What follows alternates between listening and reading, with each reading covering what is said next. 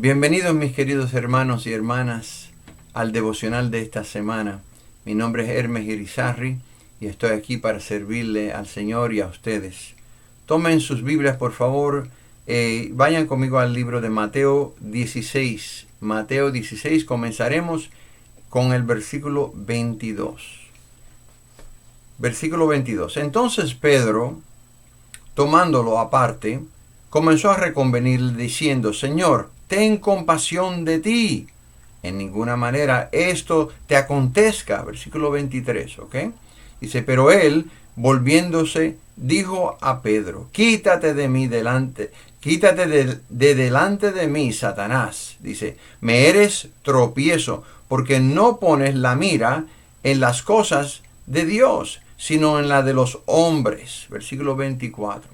Dice la palabra de Dios. Entonces Jesús dijo a sus discípulos: si alguno quiere venir en pos de mí, niéguese a sí mismo y tome su cruz y sígame, porque todo el que quiera salvar su vida la perderá. Dice, y todo el que la pierda su vida a causa de mí, la hallará. Y queremos hablarle hoy sobre el cuidado del ojo interno. El ojo interno es nada menos que nuestro espíritu regenerado.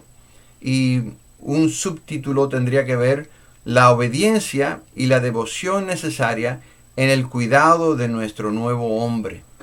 Algo que espero que sea de bendición para ustedes todos. Oremos, por favor. Amado Dios y bendito Padre, te damos gracias.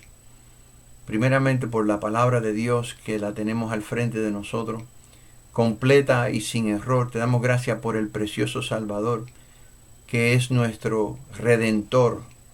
Te damos gracias que Él es nuestro hermano mayor. Te damos gracias que Él, Señor, es el todo para nosotros. Te damos gracias por el Espíritu Santo que mora dentro de nosotros. Y son las arras, Él es las arras de lo que viene. Padre Santo, Padre amado, te pido por cada persona que está escuchando esto. Señor, oh Dios, en humildad te pido, Señor, que tú los toques. Te pido, Padre, que tú los ilumines y que, Señor, esto sea de gran bendición para ellos. Si hay alguien que está batallando con esto, Padre Santo, como todos nosotros batallamos con esto, permite que esta instrucción, este mensaje, este devocional sea de gran bendición y de ayuda para ellos. Te lo pedimos en el nombre precioso de Cristo. Amén. Para el creyente hay un peligro latente explicado aquí. Es una cosa tan importante que podamos ver qué pasó en este momento con Pedro. Fue un colapso espiritual de enorme proporción. Eso lo podemos ver como Jesús reacciona. Primero, déjeme decirle, para poder desarrollar una base, que la Biblia es clara en lo que vamos a hablar. En Efesios capítulo 3 y versículo 16 nos dice, para que Dios os dé, el Padre os dé, conforme a las riquezas de su gloria, el ser fortalecidos con poder, con dinamita en el griego, en el hombre interior por su espíritu.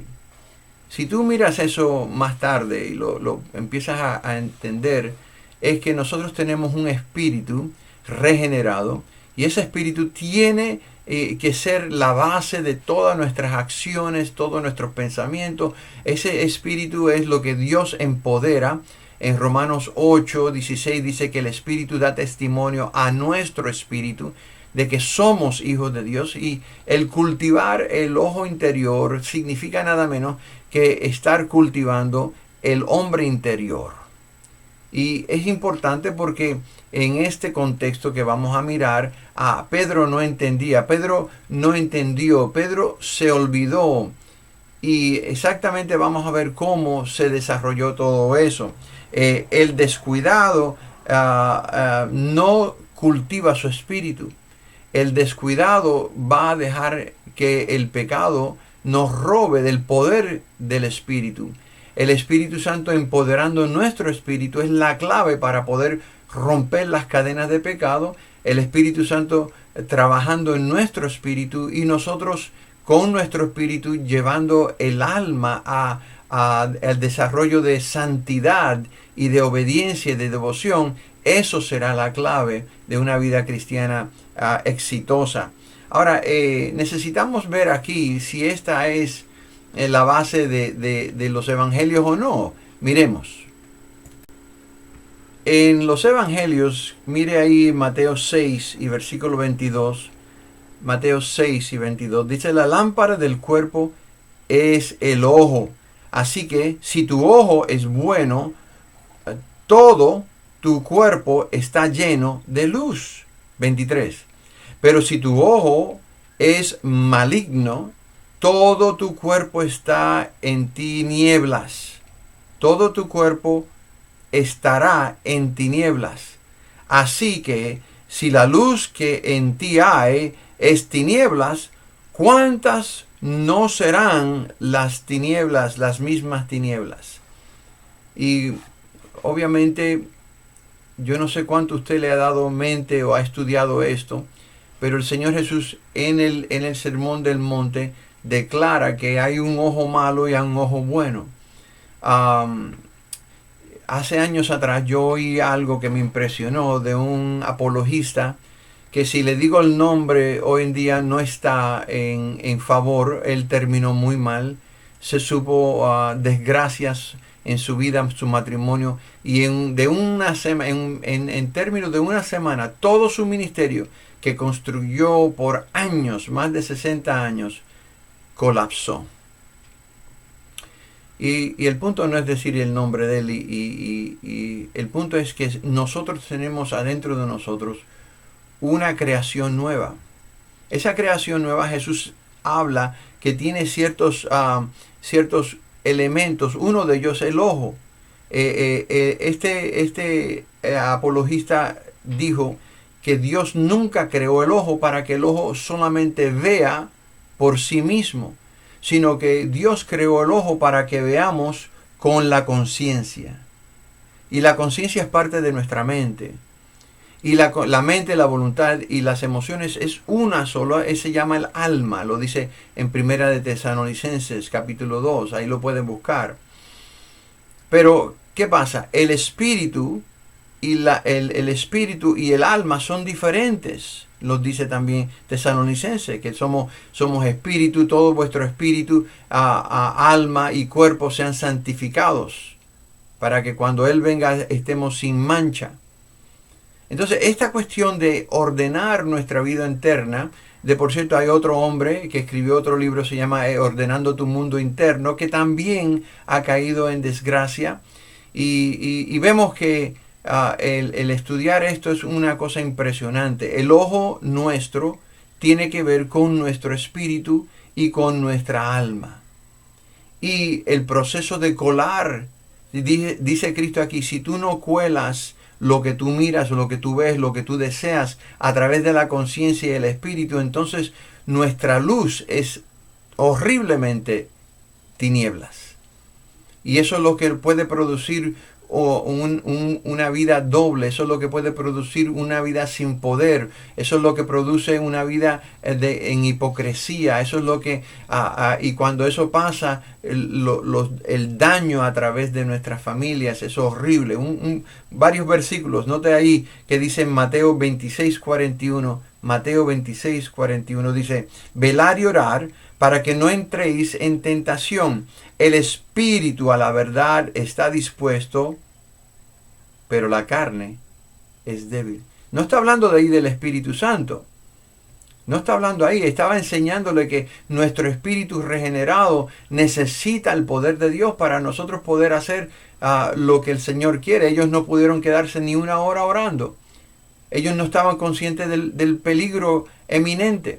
Ellos estaban totalmente consumidos con en sus propias necesidades, y Cristo ahí batallando en el jardín de Getsemaní contra Satanás, porque lo que venía era impresionante.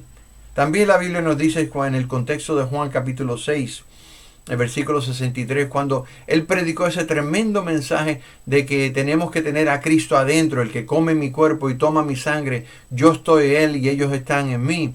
La Biblia nos dice que esos discípulos, Edersheim dice que habían más de 2,000 a 3,000 personas siguiéndolo diariamente. Ellos se ofendieron que para seguirlo a él tenían que adoptar el mismo carácter de Cristo. Y se fueron. Y también él le preguntó a los 12 que se quedaron ahí, ¿te recuerdas?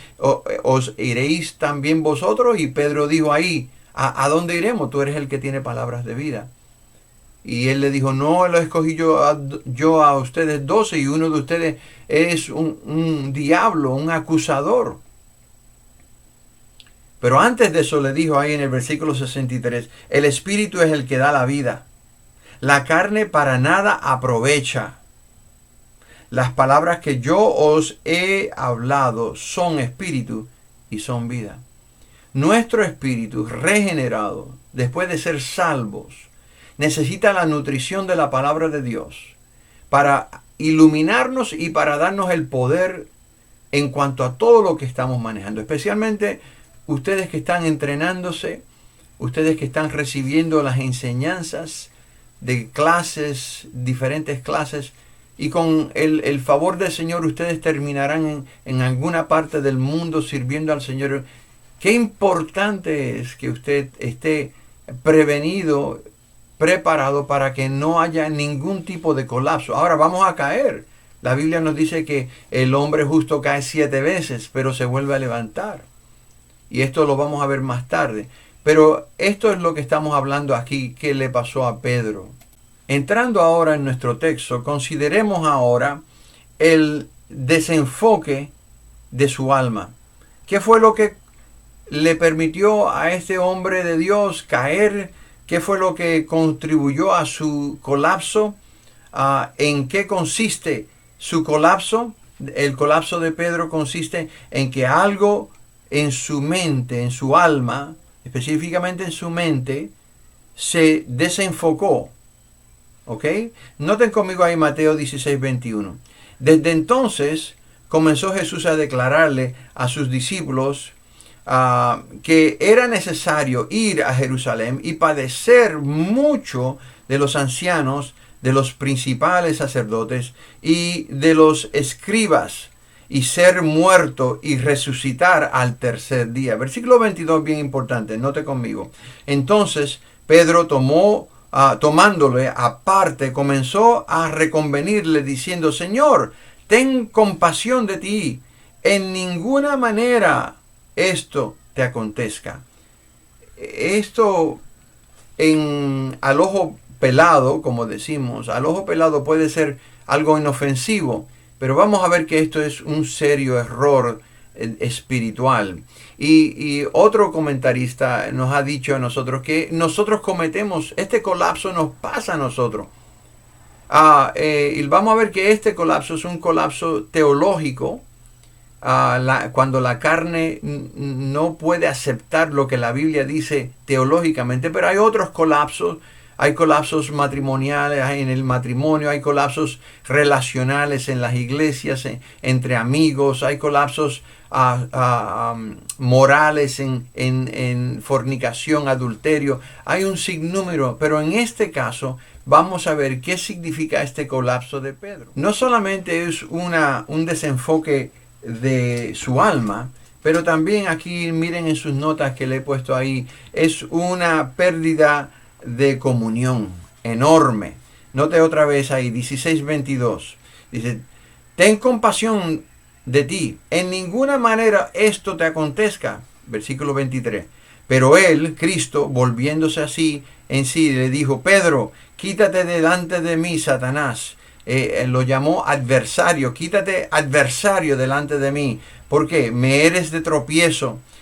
Número 1, la reacción del Señor nos enseña que esto no fue algo liviano, esto fue algo serio. Número 2, el impacto de lo recibido por Pedro significa que él estaba totalmente fuera de onda espiritualmente. Número 3, el problema que el Señor tiene es que Pedro se vuelve adversario. Habiendo en unos versículos anteriores declarado Jesús que era bendito, que era bendecido, que era contento, que era tremendamente privilegiado de que el Padre le haya revelado la roca, que es el punto doctrinal, que Jesús es el Hijo de Dios. Tú eres el Hijo de Dios, Dios el Hijo. Tú eres el Mesías, el eterno Dios. Y ahora vemos en este viro, en este cambio, en este colapso, vemos una cosa tan fea. Así que vemos el desenfoque de su mente, de su alma. Vemos también la pérdida de comunión. Y ahora en esta tercera vemos el descuido de su ojo interno. En el capítulo 16, 22 vemos otra vez ahí que dice, tú no pones la mira. Ahí es lo que estoy yendo súper rápido, porque mi intento no es darle una exposición sobre el espíritu, es que nosotros entendamos en un punto clave de tu vida y en mi vida, nosotros lo podemos arruinar todo. En un punto clave tú puedes arruinar un ministerio, tú puedes arruinar tu matrimonio, tú puedes arruinar hermanos. Y nos pasa. Y este punto dice, porque no pones la mira en las cosas de Dios, sino en la de los hombres. La mira ahí, si tú miras un texto griego, tiene que ver con sus pensamientos. Sus pensamientos se desenfocaron, perdió comunión y ahora él no tuvo la presencia espiritual para entender que necesitaba el poder del espíritu regenerado que tenía para entender lo que Jesús estaba diciéndole.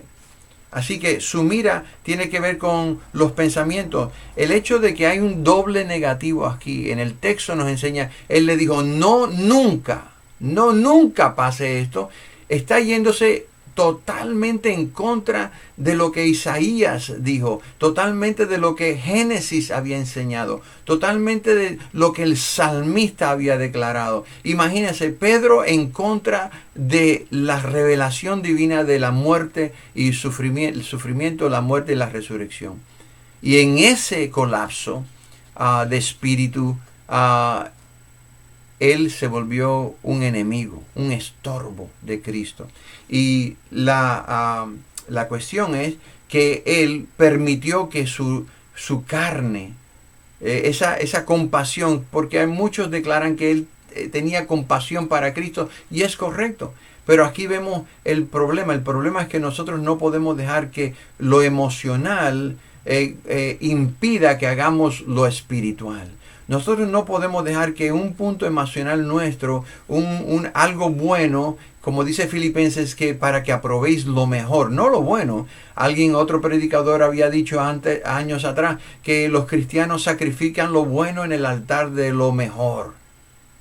Y en este caso es mucho más severo, porque estamos hablando de una teología, una brecha teológica, que Pedro le estaba diciendo a Jesús, que en Jesús no podía en ninguna manera soportar, aguantar o sostener. Así que, ¿en qué consiste el colapso?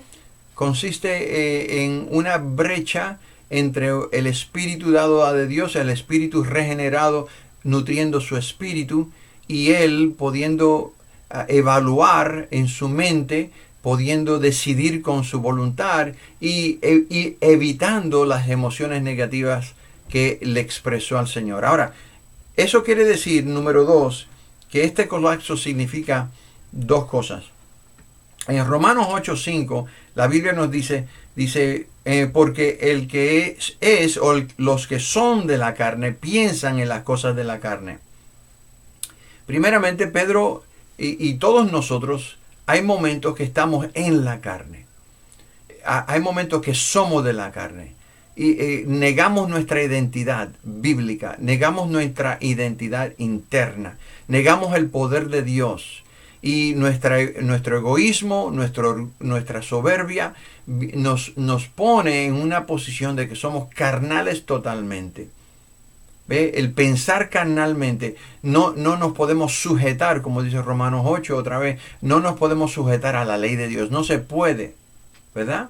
Y también en Filipenses capítulo 3, versículo 3, dice, porque nosotros somos la circuncisión. Ahora, Pablo lo usa diferente que los judíos, porque somos una circuncisión. Esto significa que somos regenerados. Cuando Cristo entró, cuando el Espíritu entró, la regeneración, que dice que ahora estamos renovados en el Espíritu, dice Timoteo, somos de la circuncisión los que en espíritu servimos a Dios. Y hay veces que yo se lo digo, mis queridos hermanos y hermanas, como pastor de muchos años, hemos servido en la carne. Hemos servido en la carne. Hemos manejado muchas cosas. El matrimonio lo hemos manejado en la carne. Los hijos lo hemos manejado en la carne. Gracias a Dios que teológicamente nos hemos salvado de algo como Pedro hizo, porque el hacer eso consistentemente nos declararía que somos inconversos. Pero servimos en espíritu, dice a Dios, y nos gloriamos en Cristo Jesús, no teniendo confianza en la carne. Y hay veces que estamos en ese estado. Pedro estaba totalmente confiando en su carne. Él habló, reaccionó, pensó, decidió y sintió totalmente en la carne. Y esto, mis queridos hermanos, es lo que yo le estoy diciendo. Evitemos esto.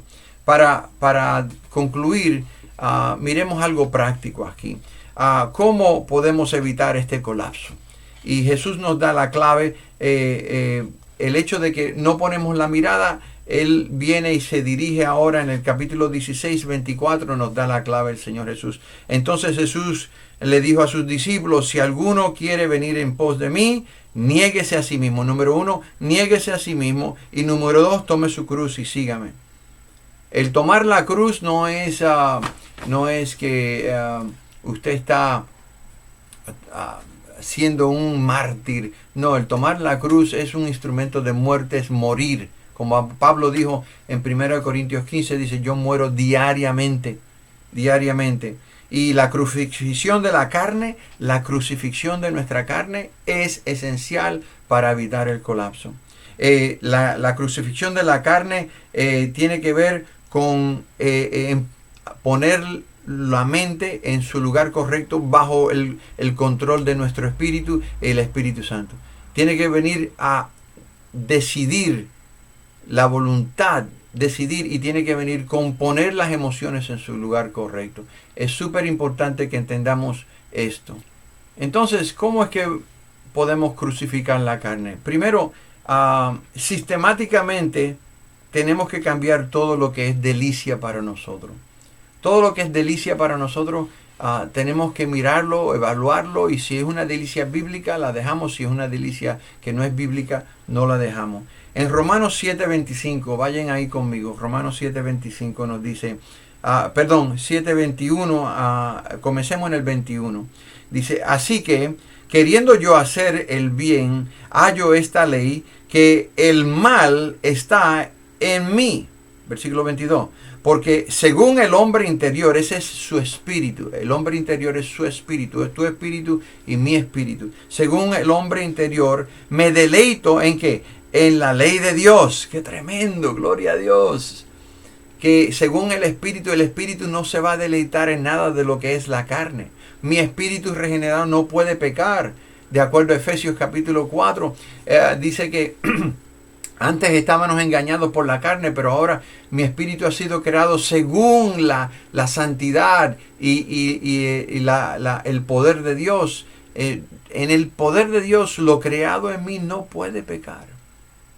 Yo sé que eso es controversial. En 1 de Juan dice que la semilla que está dentro de nosotros no peca. Lo que peca es cuando nosotros caemos en ese desenfreno, nos desligamos del espíritu empoderado por el espíritu, y ahí caemos. La carne entra, y como dice Gálatas, que el espíritu pelea contra la carne y la carne contra el espíritu para que no hagamos lo que ya queremos hacer. Hay muchos comentaristas, me encanta uno que dice que en esos versículos así, el espíritu está hablando de ambos, el Espíritu Santo y el espíritu mío. Cuando dice ser lleno en el espíritu, está hablando de el Espíritu de Dios tocando tu espíritu. Y esto es importante, dice versículo 23, pero veo otra, míralo ahí, Romanos 8, perdón, 7:23. Pero veo otra ley en mis miembros. O sea que mi cuerpo todavía está viciado. La carne es el residuo de mi antigua naturaleza. Otra vez esto es algo bien controversial porque hay gente que entienden, esto no hay punto de debate. Hay gente que tenemos las dos naturalezas. Yo personalmente creo que tengo una naturaleza, la naturaleza de Dios adentro de mí, pero la carne está ligada en mi cuerpo. Y la carne es el residuo de mi antigua naturaleza que recuerda todo lo que yo hacía y los deleites antiguos. Versículo 23. Pero veo otra ley en mis miembros que se revela contra la ley de mi mente y que me lleva cautivo. Número 2. Para crucificar la carne tenemos que odiar más y más a lo malo y depender más y más en el Señor. Odiar significa que yo, esto que estoy determinando que no es bueno, yo no lo puedo. Ahora no condeno a otros, no me vuelvo un atacante, no empiezo a imponer y no empiezo a que mis prédicas, mis enseñanzas caigan con fuego. Tenemos que tener cuidado con eso. Pero al mismo tiempo tenemos que depender más del Señor y enseñarle a otros cómo esto se desarrolla en nuestra vida. Note ahí Romanos 7:24. Pablo dice, miserable de mí, ¿quién me librará de este cuerpo de muerte? Versículo 25, gracias doy a Dios por Jesucristo, Señor nuestro. Así que yo mismo, ¿con qué? Con la mente sirvo la ley de Dios, mas con la carne, la ley del pecado. Bueno, hay una victoria cuando usted entiende las dinámicas entre el espíritu y el alma y el cuerpo. Y usted va a poder identificar cuándo está carnal, cuándo ha sido carnal, cuándo quiere ser carnal. Y el poder de Dios ahora, al usted negarse, se recuerda lo que dice en Hebreos 12, dice que Jesús sufrió la cruz por el gozo. El gozo que estaba delante de él sufrió la cruz. Nosotros tenemos que aprender a sufrir en gozo, aceptando lo bueno, rechazando lo malo, negándonos a lo malo, sirviendo y rindiéndonos a lo bueno. Eso es sumamente importante, que usted se dé a la ley del espíritu, controle la ley de su mente y usted puede tener victoria en cualquier situación. Primero, no solamente cambiar nuestras delicias. Segundo, odiar más y depender más. Pero tercero, tenemos que llegar a volvernos vulnerables. Tenemos que llegar a ser contables. Tenemos que llegar a ciertas maneras diferentes de cuidar nuestras vidas. Yo como pastor, si no tengo personas que puedo confesarnos, hablar directamente, y es difícil en una iglesia porque la gente es chismosa. Hay veces con su compañero, su compañera es difícil hablar con su esposa de estas cosas. Por eso es que si hay damas, entre ustedes damas, usted necesita una hermana fiel, hermanas fieles alrededor suyo. Usted varón, usted necesita hombres fieles, amigos de años, que usted comparte algo. Mire lo que dice Santiago 5:16. Confesaos vuestras ofensas unos contra otros y orar unos por otros para que seáis sanados. La oración eficaz del justo puede mucho. Oración, confesión, vulnerabilidad, poder tener a alguien que yo le digo, mira, yo estoy batallando con esto. Y él me dice, o ella me dice, a usted, damas, a usted, varón, ¿sabe qué? La computadora tiene que estar cambiada. Tienes que, ¿sabe qué? Tienes que... Y esa contabilidad va a ser sumamente importante si usted va a evitar un colapso doctrinal, un colapso emocional, un colapso relacional, un colapso moral. Usted va a tener que tener gentes, hermanos y hermanas, hombres con hombres, damas con damas, que pueden ser vulnerables. ¿Sabe qué? Ora por mí. Y le dice exactamente y vienen al Señor y oran juntos y batallan juntos. No se meta al ministerio si no tiene gente que lo puede mantener contable. Un hombre o una mujer en el ministerio solo es un colapso esperando a ocurrir. Y si no tenemos esto, no podemos llegar al próximo. Mire conmigo al próximo. En Lucas 22:31, Jesús le dice: Simón, Simón, he aquí, Satanás os ha pedido para zarandearlos como a trigo. Esa es la realidad. Si usted quiere servir al Señor, tarde o temprano el Señor va a permitir, porque Él lo permite para que usted caiga y se levante más fuerte. Ahora, ojalá, y la oración es que hay ciertos colapsos que no tienen restauración al ministerio. Hay hombres que caen y no se le pueden restaurar al ministerio pastoral. Pueden servir. Hay damas que caen y no se le puede restaurar a un ministerio, pero pueden servir si son restaurados correctamente.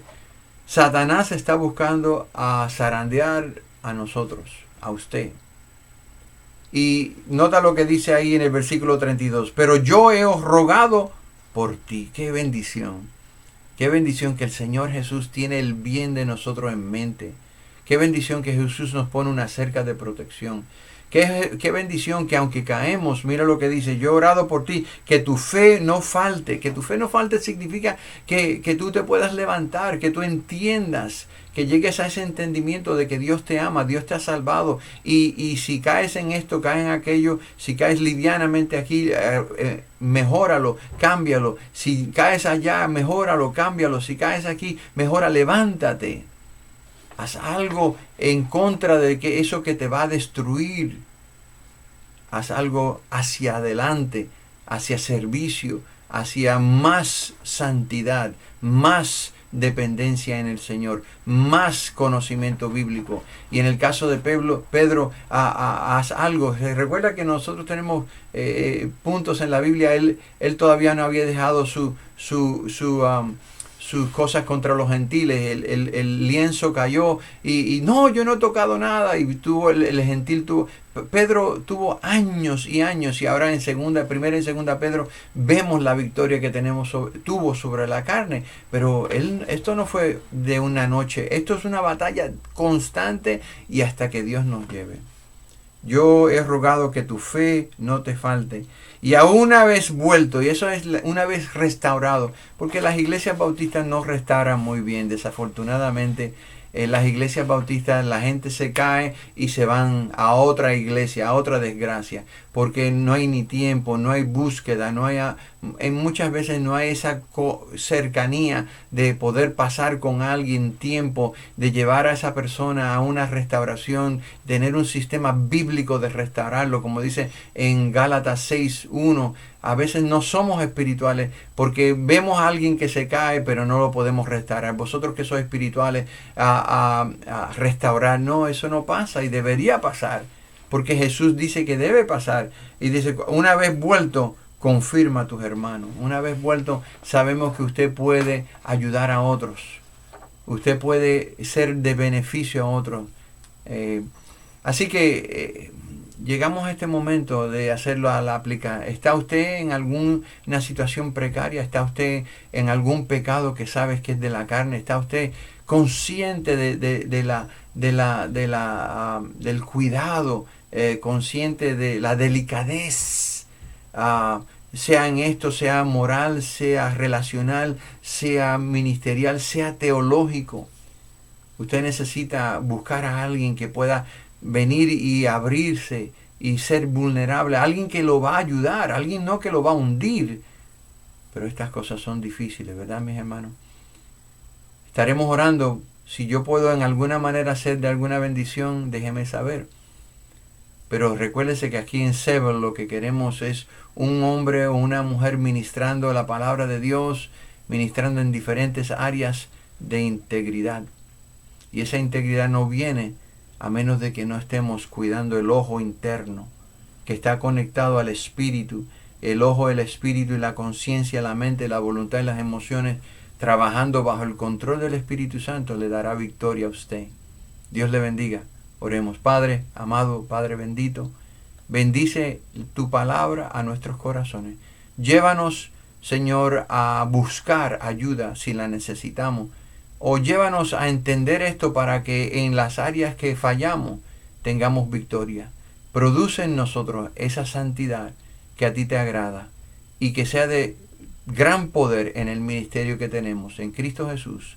Amén. Bendiciones a todos.